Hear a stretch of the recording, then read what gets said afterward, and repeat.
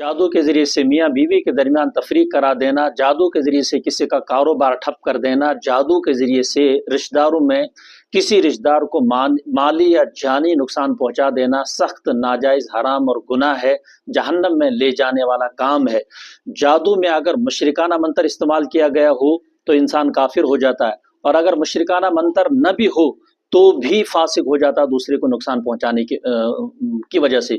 रसूल अकरम सल्लल्लाहु अलैहि वसल्लम ने इरशाद फरमाया कि जादूगर की सज़ा यह है कि उसकी गर्दन तलवार से मार दो। रसूलुल्लाह सल्लल्लाहु अलैहि वसल्लम का इरशाद है कि अल्लाह ताला नज़र रहमत नहीं फरमाएंगे जादूगर की तरफ। रसूलुल्लाह सल्लल्लाहु अलैहि वसल्लम का इरशाद है, जादू की तस्दीक करने वाला, तमाशा देखने वाला जन्नत में दाखिल नहीं होगा।